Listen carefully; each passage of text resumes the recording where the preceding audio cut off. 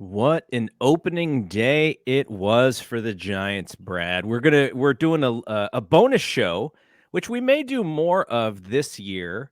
I actually, so we're gonna come back on Tuesday, do our normal show, and then I think we're gonna come back on the weekend again because I'm out of town for a week.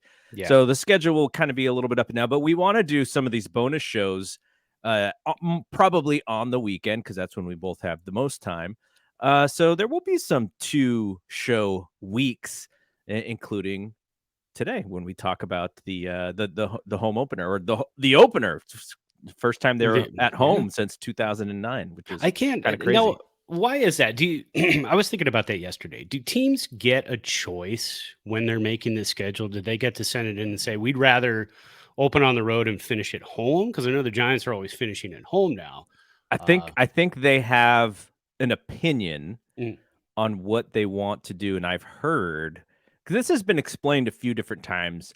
I don't exactly remember why, but I think this is like the Giants' choice. Like they do not mind, opening on the road and then coming home. I don't know. It's interesting. I'm sure people will talk about it. We'll probably get a story. I think that's the way to do it because especially if you're in a tight race like last year, the Giants got to finish out at home. That was really nice to have 3-4 game series at home to kind of close it out. Beginning of the season, everybody's kind of even level. End of the year, you got that advantage that you'd like to have. So Giants are on pace to go 162-0 right now. Right, I love the on pace. I always use that. I throw that out there all the Joey time. Bart's gonna hit 162 jacks. Right. And Tyler Rogers, 162 games. Yes. I mean, we got a lot of on paces happening right now. All right. So what are we going to do on this show? It's not going to be our normal show. It's going to be much shorter. We're going to just recap the game. I do want to make a couple of announcements about this feed, about this podcast feed, about what we're going to do with this show. And then we'll get a couple of things I want to talk about just at the end, just quickly. Apple TV Plus. There's now baseball on Apple TV Plus, and we both kind of watched a little bit of it. And then we'll have our little small minors update because it was also opening week for the minor leagues, and Brad and I are following a couple players really closely, specifically for this show. But why don't we hit the intro music, and then we'll kick off the show. Bedrosian throws to Sandberg, and the pitch is grounded to second base. Thompson has it, throws to first. It's over. 27 years of waiting have come to an end. The Giants have won the pennant.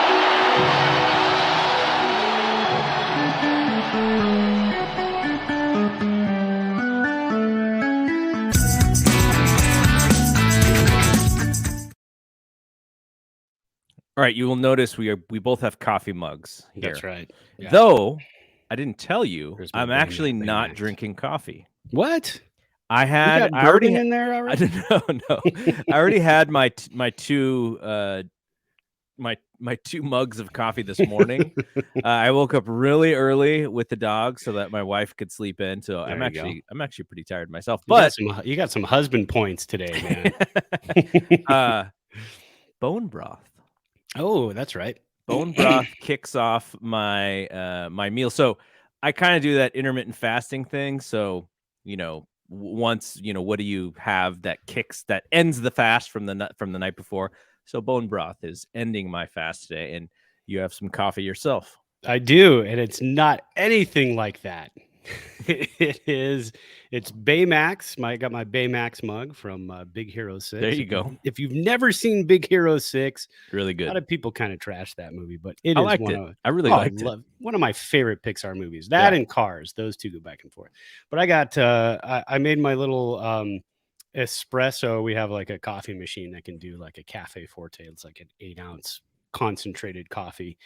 And I froth some oat milk first, and then you brew it over the oat milk, and it's rather tasty. I only had 1 cup of coffee this morning. You and I have been talking.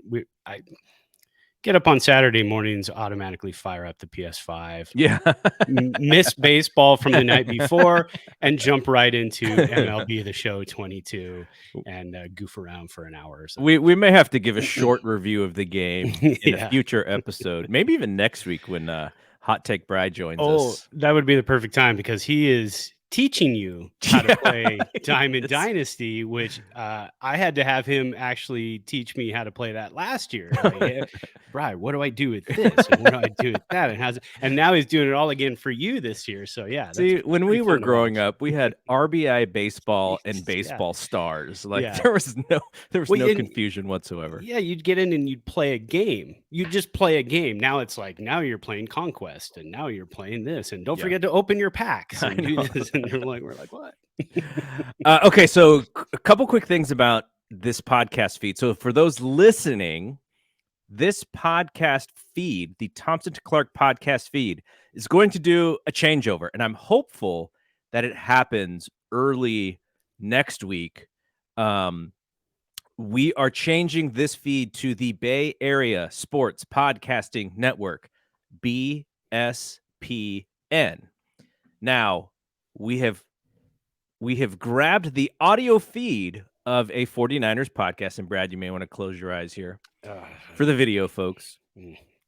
So that is Zach, and that is Matt. They host the podcast, the Red and Gold Standard.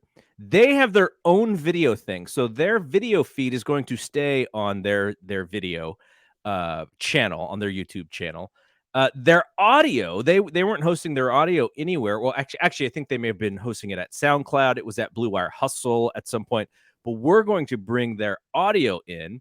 So this channel is going to become a baseball channel, a football channel, and it will soon be a basketball channel as well. And I'll give you those details in a second. But Matt and Zach is a Bay Area kid. It's funny. Zach grew up in Gilroy, where my kids, Brian still lives in Gilroy with his mom. But my kids grew up in Gilroy. So when Zach is not that much older than my kids, I don't think. I looked him up on Facebook, and it's like a young Zach who was living in Gilroy, who was working at a dog grooming place. And I was like, wait, is this the same guy? Because he's like, yeah, I'm not on Facebook anymore. I had a Facebook account when I was a kid. But, very close. Like, so he was in that area. I think he's north now. He's not in Gilroy anymore. And then he's a longtime Niners fan. Matt is a U.S. Army veteran with a bachelor's of science in nursing. And they are covering the Niners. They're going to be doing one show a week until the season comes back in August, September, and then I think they kick it up to 2 shows. So you will hear the 49ers podcast, the Red and Gold Standard, with Zach and Matt in this feed. Also going to be in this feed very soon, hopefully by the time the playoffs come, is a new basketball podcast called The Death Lineup. Nice. On the Golden State Warriors. Now, for now, what I want to do with that show is I want to have like a bunch of hosts. So we're going to bring in Hot Take Bry, myself, my buddy Ben Cruz, who now works for The Ringer. He has a new child plus the new job, so his time isn't like exactly available right now, but soon. I know he wants to be involved soon. Brian has a friend who is with him on the BAM podcast network.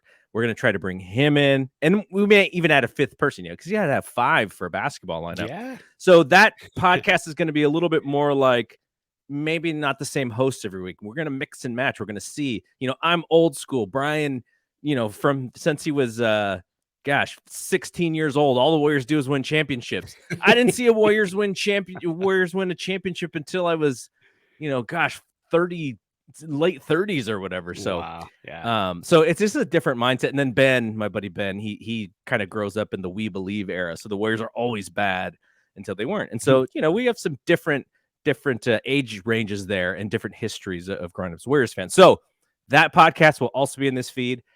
The Thompson to Clark podcast and the Death Lineup, we will have the video shows in our new YouTube page. I'm not linking it here yet because there's still some things I have to do with logos, but there will be a BSPN YouTube page, and all of our live streams will be there.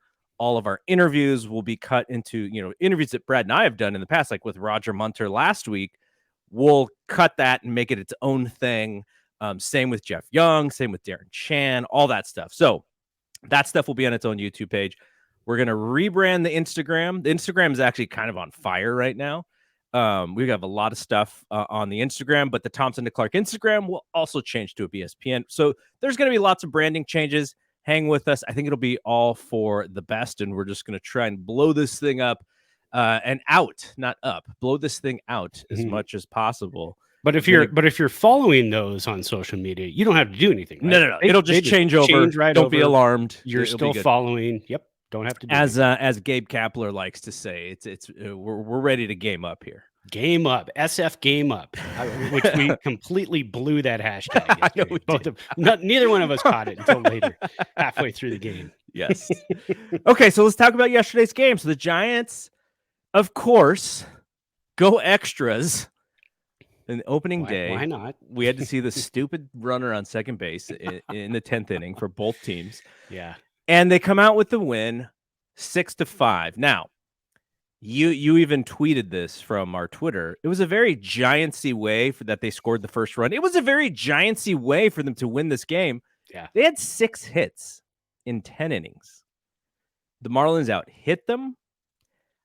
Both teams, I thought, played like average defense at best. There were mistakes on both ends. You're being nice. That's being nice. There was mistakes. So I thought it was awful defense on both ends. But yeah. So the reason why I didn't say awful is because there were some great plays by Thairo Estrada, and then there were plays in which he just dropped the ball at second base. Yeah, there were one he was trying to turn to, and it was to pick the ball out of the glove play where call the out at second, pulling the ball out, and then the error that opened up the 9th inning, which was just a brutal error. Yeah.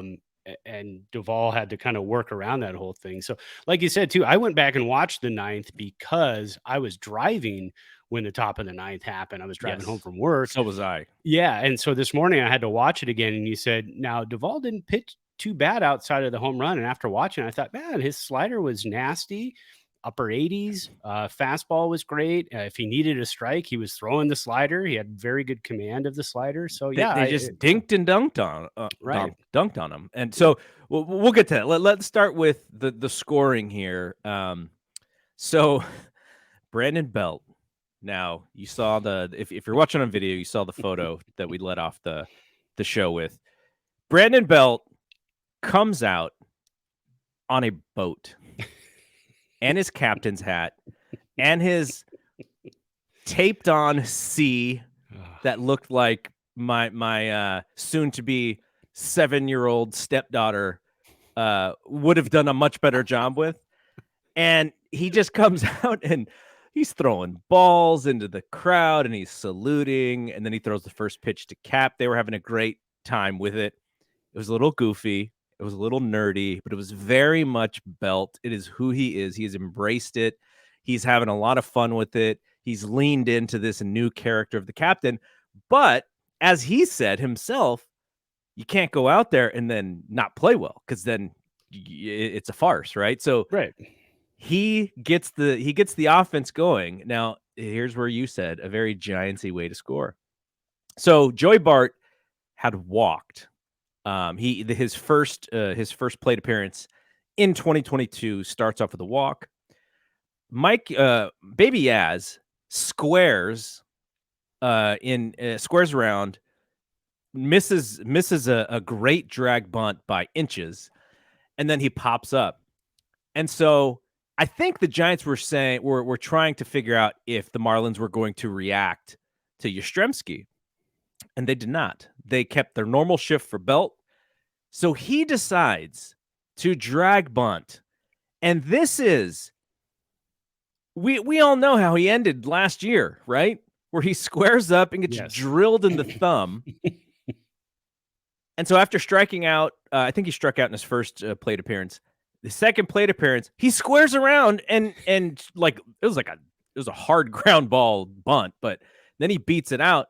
The third baseman for the Marlins throws it away, and Joey Bart from first base is trucking around and scores fairly easily. I'm like, this dude can move for being such a big guy. Right.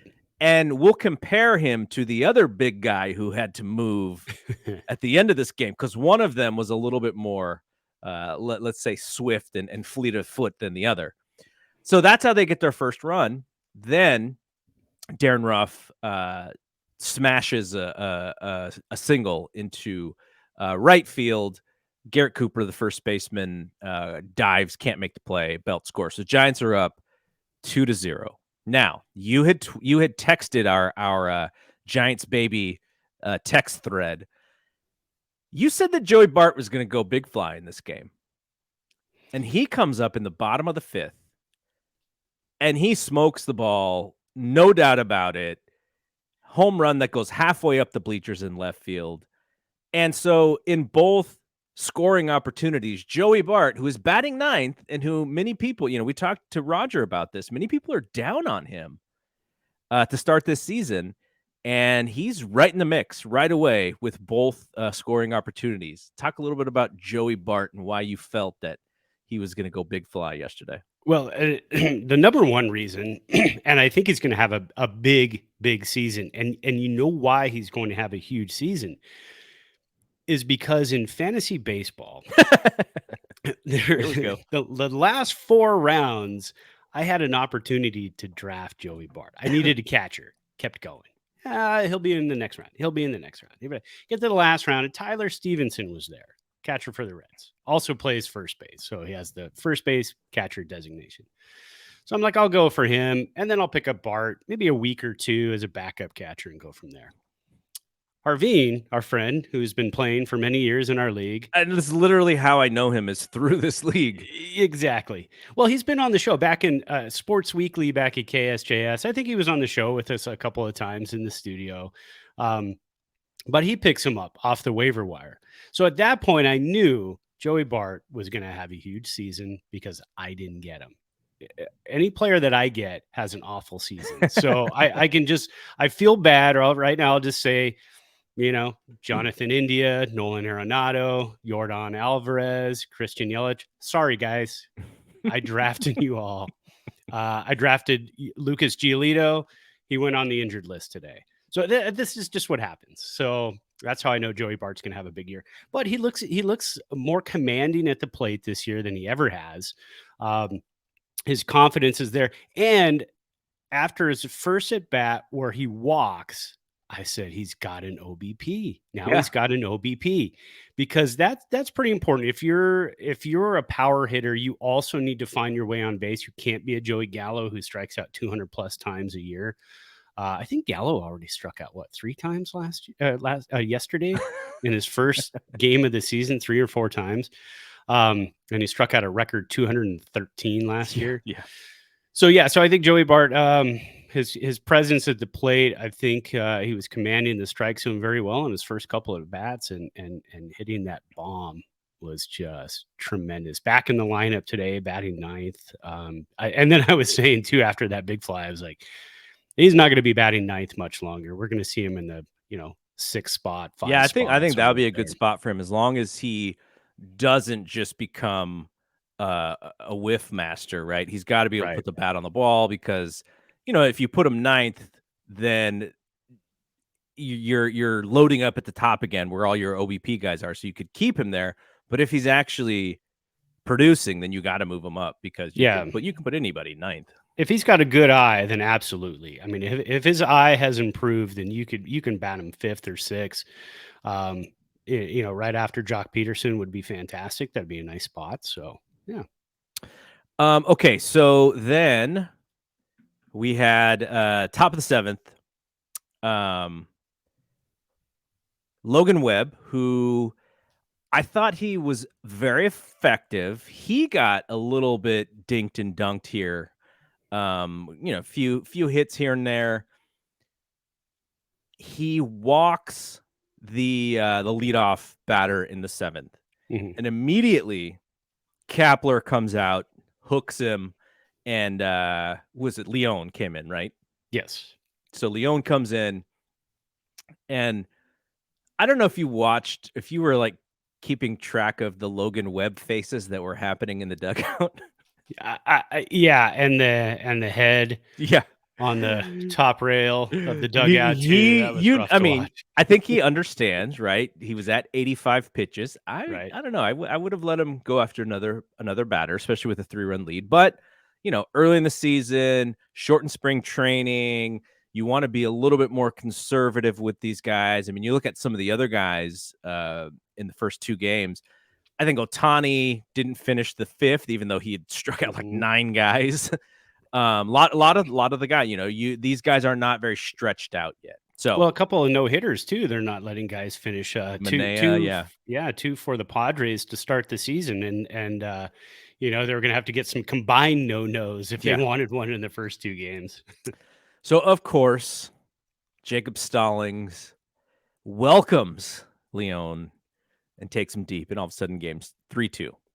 I don't even think Leon got out, and then they had to replace him. So 3-2. We're like, oh, I'm not so sure about this. Yeah, I'd feel a lot better if it was still 3-0. Yeah. And then the captain comes up. The captain puts the ball over the fence, barely over the fence in right field, and it is 4-2. And I picked this, or I actually got this the other day, or yesterday. I went to Target, saw some cards. Topps Heritage pulled a Brandon belt. I wish it had the C on it, but it didn't. And so how much are those packs going for? I think they were like $6 for the thicker pack, not the old hobby wax pack that we grew up with. Right. But that you just can't find them. They're rarely ever available. So when I see them, I'm like, oh, cards. And then I bought them. That's why we get them on MLB The Show. Yeah, I feel good about it. Exactly. So then it's now 4-2. We feel a little bit better about this game. 8th inning. So 7th inning, Rogers comes in to stop the flooding. Pitched tremendously. I was rewatching some of it because I also was listening to some of it in the car. I had to take my stepsons to a birthday thing. And so, it was, right in the 7th inning happens, and then I have to go out. And so I'm listening to it on the radio, rewatched it today with my wife. Not her choice, but she's just like, this is almost done. and so 7th inning, and I was trying to teach her about framing, and I said, check out Rogers and how he pitches. And she's like, whoa, like, why would anybody throw like that? He's coming from the side, but he was tremendous. Like, just goes through him. 8th inning happens. Mac Cheese just right through him. Great inning. And you're like, oh, wow. The 2 guys last year who were the clutch guys, they come through. And so it's like, oh, Duvall's going to get the thing. And we had this conversation last week, not technically last week, but the last show. Mm-hmm. Who's going to get the most saves? Duvall, Mac Cheese, Rogers. Duvall gets the first shot, and this poor dude, he just gets dinked and dunked, and nobody's hitting the ball hard. There's an error by Estrada. Then there's a little blooper. There was a Baltimore chop over the pitching mound to start off the inning. That one was brutal. And so this poor guy just, horrendous luck. And then he hangs a fat slider to Jazz Chisholm. And he didn't even swing hard. It was just the perfect swing in that zone for that hanging slider. Puts it over the left center field fence, and all of a sudden the Marlins are up 5-4, and I'm in my car and I'm just like, what am I going to say about Duvall? And so when I rewatched it, like I told you, I was like, oh, like he was fine. Like this is just sort of the luck of the game, with the exception of that pitch to Chisholm. Yeah. Whatever. Like it's fine. Like he pitched okay. He wasn't Mac Cheese, he wasn't Rogers, but I was less frustrated when I watched it. I'm like, oh, I think he's going to be okay. Like maybe he doesn't close every game, but I think he's going to be okay because, he throws 98, 99, and he's really comfortable with that slider. I do hope, though, because we saw it at the end of last year in the NLDS against the Dodgers, he's not attacking the inside that much. Everything's to the outside. And so I think he's going to have to start doing that a little bit because guys are just going to start leaning over, right? Because they can't hit the slider. They're going to have to start leaning over and cheat a little bit to get to it. And so I think I hope that he is a little. I hope they have him pitch a little bit more aggressively. Yeah, and the thing again, watching him, and you were so right on that text this morning, because I said I'm going to watch this again. I'm going to watch that top of the ninth, and I'm sitting there just waiting for an implosion. I'm waiting because again, I'm listening to it in the car, and it's hard to do. You know, I'm driving, concentrating on traffic and stuff. So I was waiting for a full implosion. You know, just fastball over the heart of the plate, slider hanging, one hanging slider. All right, maybe it's at that point it was what could have been a 4-3 ball game. Giants still win if Thairo Estrada turns that double play. So that was it. I mean, that's really it. And you're right too. Dinked and dunked that ball that was hit by the first batter off the hard part of the dirt that went over the mound. Nothing you can do about that. It was a Wendell, I think. And just little things like that. I would not be shocked if it is I mean, he threw a lot of pitches yesterday, so we might see Mac Cheese or Tyler Rogers close it out today if we get in that situation. But I would not be shocked to see Duvall on the mound tomorrow in a save situation on Sunday. He's earned it. And like they said, he's, Kapler said he earned it at the end of last year. He earned it in spring training. The job is kind of his to lose at this point. If you see another closer on the mound today, do not be shocked. Do not start thinking Duvall has lost his job. He just threw a lot of pitches yesterday. But then someone who I think is going to be kind of like a new favorite player for a lot of fans, Thairo Estrada comes up to lead off the bottom of the ninth. And I forget the pitcher's name. I don't have the box score up. But whoever the Marlins are putting in these closer situations, Thairo Estrada just so casually turns on, I think it was a sinker or fastball, and the ball just goes crazy, just goes out like a light. That was wow. Future Hall of Famer Anthony Bender. There we go. There we go. You're thinking of, yes. And so great, just wow, like this team. And look, this is baseball now. I watched clips of every game of the first 2 days. Balls flying out everywhere. Yeah. This is baseball. Home runs are coming, and they're not going away. There's already been, by the way, it's what time is it? Noon, and there's already been 17 runs scored today, and it's noon. So that should tell you this is going to be an offensive season again. Yes. So Giants tie it up, and then we go to extra innings, and we know that once we see that runner on second base, all it does is frustrate us. And luckily, they worked their way out of it in the 10th. The first two runners got on. Brebbia came in to pitch. He's no longer bearded. Looks like a different human being altogether. I wasn't even sure it was really him. I thought they threw somebody else out there. That's not Brebbia. And so then he comes in. I think he walked the first guy, so there's first and second.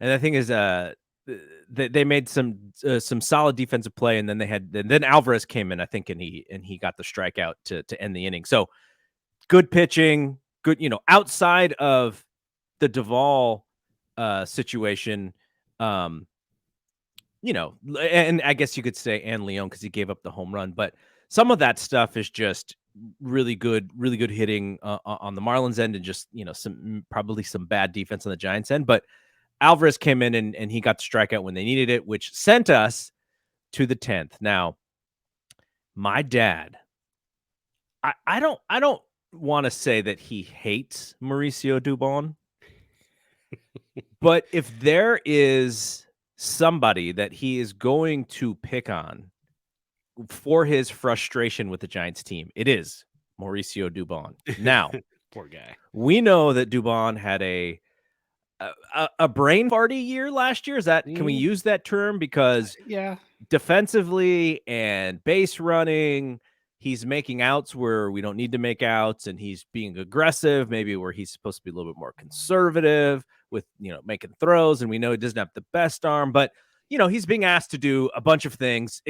And the one thing that he probably is most comfortable is just playing second base, right? Or shortstop. Yeah. But has to do a lot of things. So he comes in and he's the lead runner at second in the 10th. Brandon Belt hits a fly ball. It wasn't even really that deep. He tags up, and he makes about, 7 or 8 steps towards third, decides not the best idea. They cut it off. They throw back to second. He gets picked off. Not even close. He doesn't even get back to the bag at second. Yeah. So now you go from 0 outs, runner on second, to nobody on base and 2 outs. So there we go. And I'm just thinking, like, God, I hate these extra inning rules.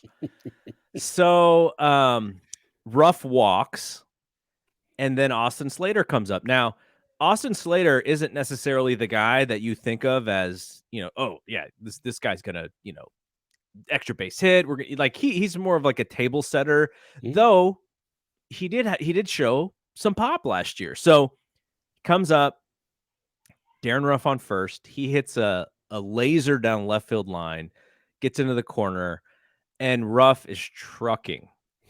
What is the Dwayne Kuiper line? Because he says it about 2 different times, because that's how long it took Ruff to get around the bases. Ruff is on the move. Ruff is on the move. And he says I think twice. he said it 3 times. Maybe it was 3 times. He got it in twice, and then he thought he was done, and then he said, and then before he even got to home plate, he said it a 3rd time.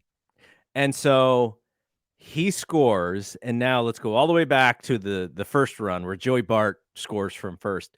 This was a lot different score from first than we've seen. I don't know if you saw any of the Mets game, but opening day, Alonso got thrown out at the plate, and Alonso was running as if this had been the first time all year that he ran in a full sprint. Like, this guy could not keep his feet under him. Ruff was not that bad.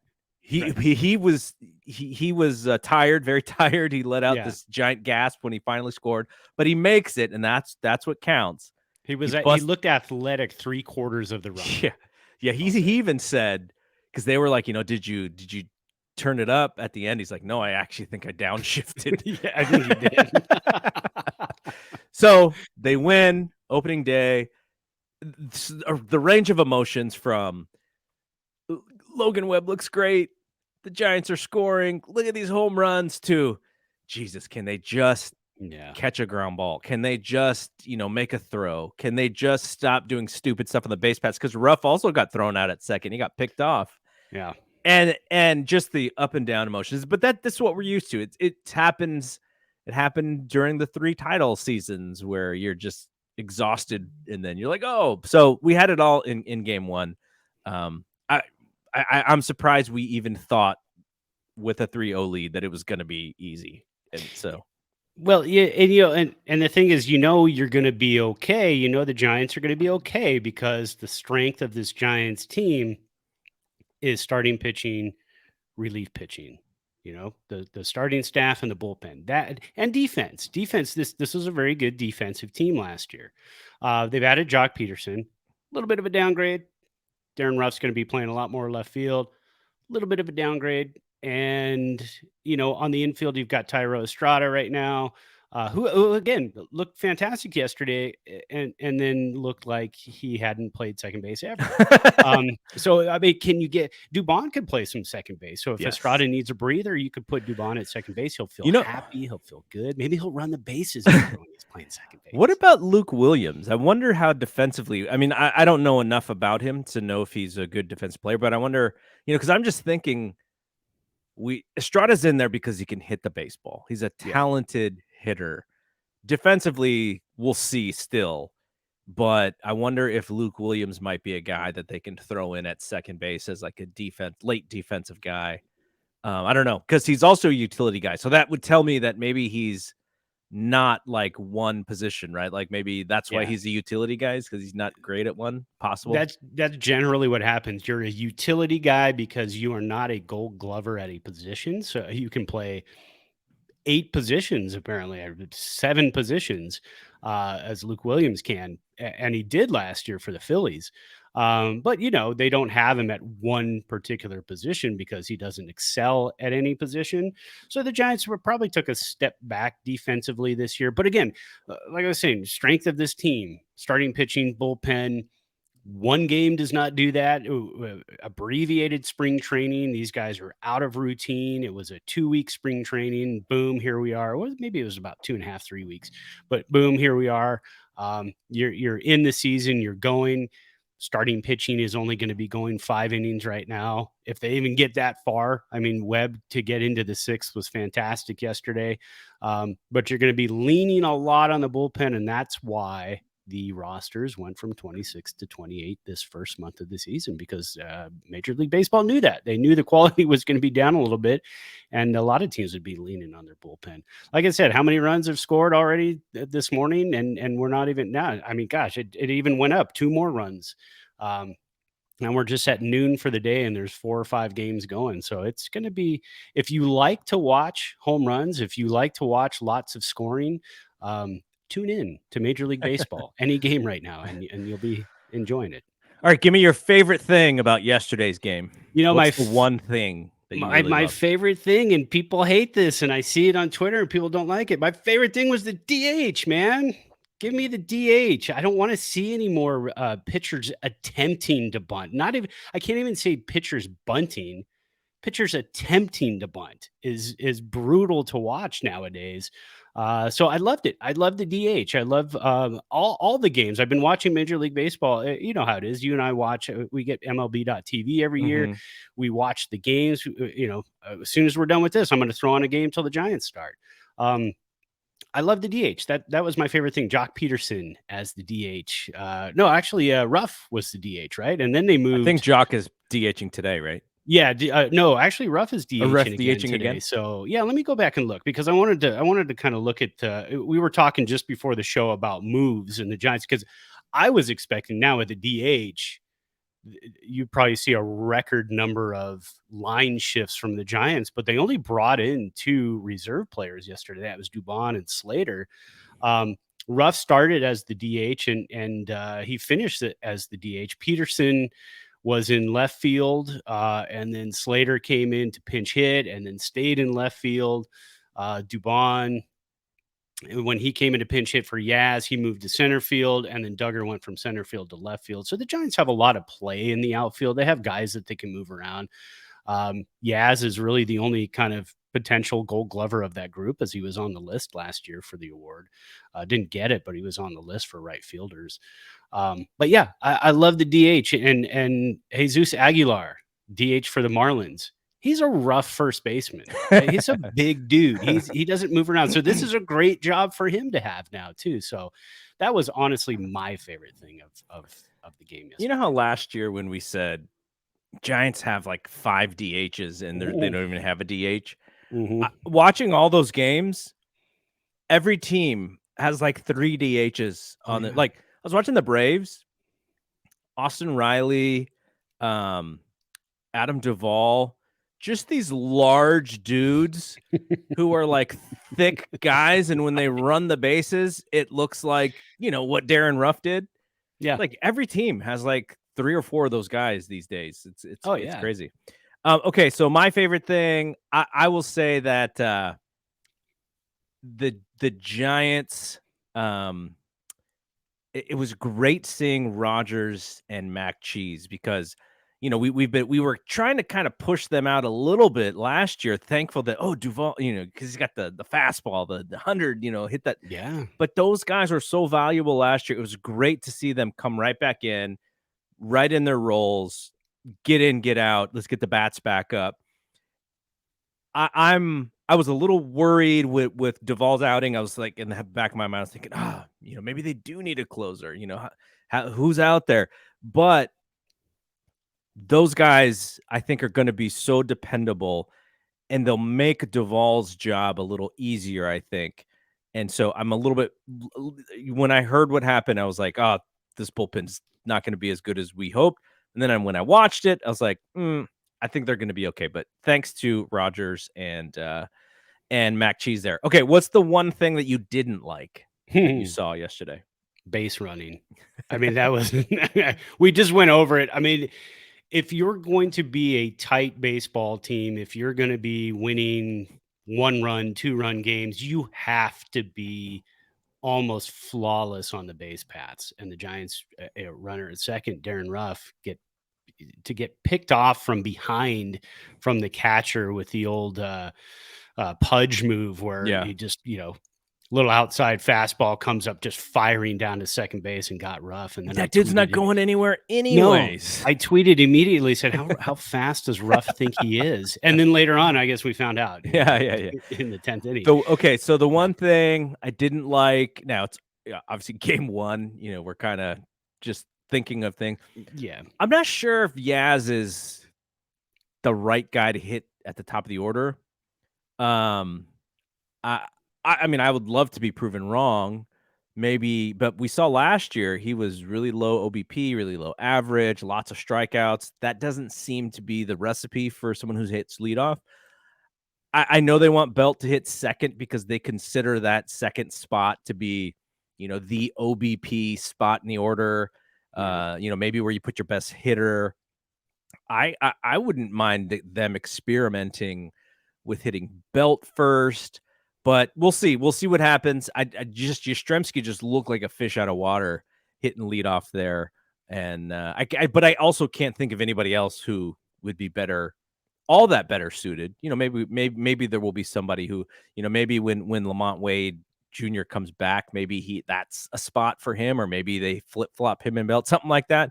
But yeah, that they don't really have that leadoff hitter who's going to get on base in front of the big boys and maybe run a little bit. So Yastrzemski is just probably in there just because they don't.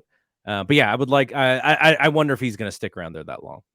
Well, and that's where and I've been changing as time goes on, but that's where I stay old school. I still want the leadoff hitter that can, occasionally put one in the stands, but mostly finds a way to get on base, scraps, 9-pitch at bats, can steal bases, is smart on the base paths.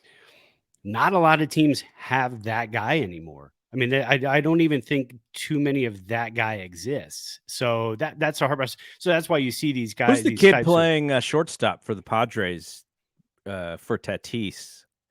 Oh, the rookie, right? Yeah, he's kind of that guy. Yeah, he's kind of that guy. He stole 40-something bases in the minors, and nowadays we go 40 bases. He stole a base so well that he overslid it, and then they tagged him out.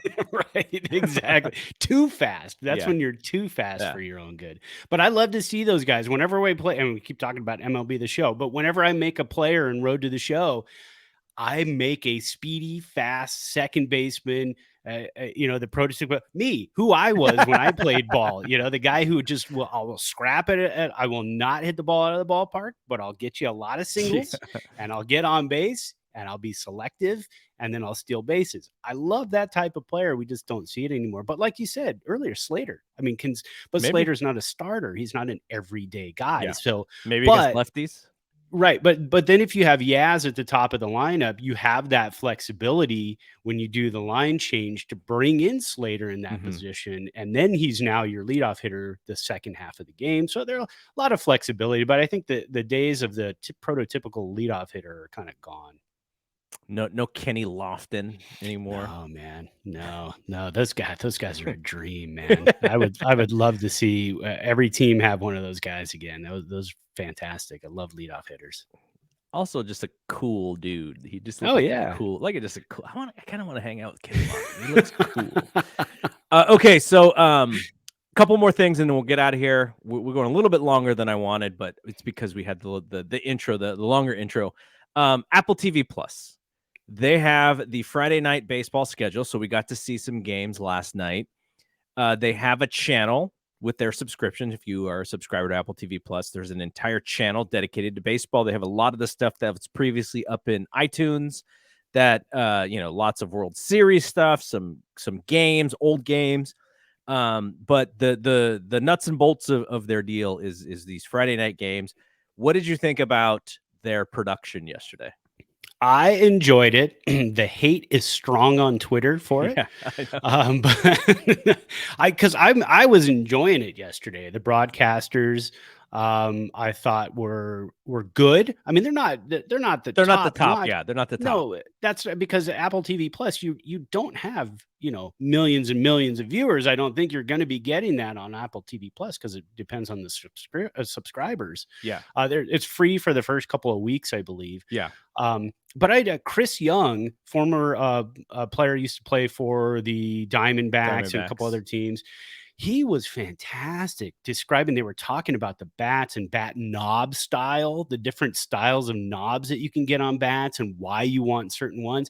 I was eating that stuff up, man. I love that. What'd you think about the probability stuff? I enjoyed that. I as I get older here too, baseball is a game of statistics. When we were growing up, it was like, I mean, you get the paper and you'd 0.372. You knew exactly what that meant. 1.85. You knew exactly what that meant. All these new numbers coming in, and the cool thing is the on base probability for whoever's at the plate at that time. Like Brandon Nimmo, it was like to reach base 35.1%. Then the next pitch is a strike. 22.5. You'd see it actually change after each pitch. It is in the bottom right corner. It's not obtrusive. It's not big in your face. So it was really cool to watch. I enjoyed it. I'm going to watch again next Friday. I think the Giants have one of the games coming up in a couple of weeks or maybe a month or so. So that'll be fun to watch. Hunter Pence was the color guy for the analyst for the second game, which I only watched a little bit of. I watched a little bit of it. Yeah, Astros and Angels, and that was pretty cool. Love Hunter Pence, always has some good insight. They were having fun. The sound level was a little off with him. Like he was a little bit lower than the lead guy, and then Katie Nolan from ESPN, and she also worked for Fox Sports. I was surprised to see her because I'm a fan of hers, but she hasn't found that niche for herself yet. Maybe this is it. It was interesting. 3-person booth. I think Katie was there because Katie's actually very funny. And so I think she was there to provide some levity because, Hunter's so like aggressive and obsessed. And I'm sure that dude is probably drinking like a cup of coffee every inning. His own coffee, right? His own coffee. Exactly. So, but yeah, it's interesting. And look, and the reason why I am interested in their coverage is because they had this daily recap show the next day. They're supposed to have like sort of this channel of stuff that, if you want to pop in at any point, there will just be baseball happening. The daily recap, I thought it was going to be a hosted recap where it's like somebody reading, reading the events that happened in the game, but it wasn't that. What it was is they took about 5 minutes for each game, maybe a little bit more for some of the games, and they just showed you the beginning of the game, who the pitchers were, and then it was like, okay, what are the important things that happened? Where were the high leverage situations? And then you saw boom, boom, boom, boom, boom. And that was an interesting way to kind of catch up. I did skip around a lot. So the first day, opening day, was like an hour, like of all the games. I probably got through it in about, 20, 25 minutes. And then the next day, because there were more games, so yesterday, it was about an hour and 20 minutes. And so I got through it in about a half an hour, just kind of skipping ahead. But I was able to see everything. Every game, I saw, what happened, the major points. So that was interesting. I want to see how long I can stay that as like my morning thing. Here's my morning thing. I'm just going to click through all the games so that I know what happened. Poor Mad Bum walks 4 dudes in 1 inning, and then they're losing. They haven't scored a run, and then the Beer, his last name is Beer. Seth Beer. He used to play here in Reno. He was a fan favorite here in Reno. He hits a walk-off jack, and they win that first game. Amazing. Yeah. That was awesome. Against the Padres, which is always fun because the Padres can keep loading up every year all they want to. And the division's going to be tough. Yeah, it's going to be tough. Padres, Dodgers, even the Diamondbacks had a little bit of spark to them, spunkiness. The Rockies, we'll see. I'm not quite sure about them, but they have that crazy home field advantage. But anyway, okay. Yeah. Last thing, and the great Chris Bryant. Don't forget about that. Yeah, for that money they can have. Okay, so last thing, and then we will get out of here. We mentioned a couple weeks ago that we're going to kind of follow some of. So we both chose 2 minor leaguers to kind of keep up with because we're very excited about these guys, and 3 of them have played some games already because Friday was opening day. Sacramento's actually been open since I think Tuesday. Sacramento's like 4-0. Yeah. They swept Sugarland, I think is the team who they're playing. So you chose Hunter Bishop and you chose Kyle Harrison to follow. So Hunter Bishop opened the season hitting 2-hole. He went 0 for 5, no strikeouts. I think everything was he hit the ball in play, did not get a hit. Kyle Harrison was the best pitcher so far of the young minor league season. He went 4 innings, 7 strikeouts. Was a little, I wouldn't say wild, but his strike percentage was not great, which is, if you want to nitpick, that was his issue last year as well. For me, I chose Will Bednar, who actually gets the big start today in Modesto. And then I chose Lucky Luciano, who hit a jack in the 9th, went 2 for 4, and he's hitting 3-hole for Eugene. So Bishop hitting 2, Luciano hitting 3. I think I texted you what their front 4 was, which was it was was it Matos? Let me think. Oh, it was Matos, then Bishop, then Luciano, then Palmares. So the top 4 is just loaded. Eugene, they should be really good, but also those guys may move up to Richmond sooner than later. If we talked to Roger and he thought that they could be aggressive with some of those guys, moving them up through the system.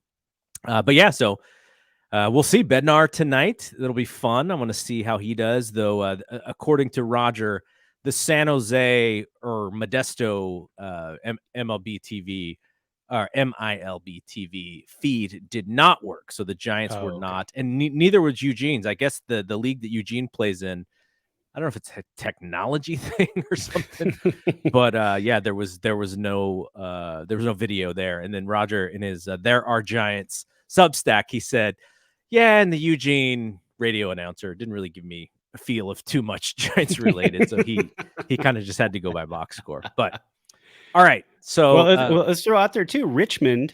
Brett Arbach in his first game, because everybody's going to want to know about Brett Arbach this season. He's not one of our guys that we picked, but play like 4 positions. Yeah, 2 for 5 center field last night, 2 for 5 with a home run, 2 ribs, and he's off to a 1.400 OPS. How can you be a center fielder / catcher? That's what I want to know. Well, that's Craig Biggio, right? Craig Biggio was second base, center field, and catcher. So, I mean, you again, not many of those guys exist, but I will take one on every team. Somebody who's fast and can also play catcher and be scrappy. Somebody who's not typical, who can play that position. I mean, A-Rod was one of the first ones I remember seeing. A shortstop that big and tall, that guy can move. What happened? So I love the non-prototypical guys who can, jump into a position. You're like, hey, he's actually pretty good. All right, that is it for our bonus show here, bonus weekend show. We will be back on Tuesday after I will be able to attend Monday's game, and then we're going to be back the following weekend after you get to attend the Reno-Sacramento game, correct? Yeah, so next Friday night, I'll be at the Reno Aces game here in town, and Sacramento's coming in, and we've got some pretty decent seats, so I'll get to see Ricardo Genovese crush some baseballs over the large left field monster wall.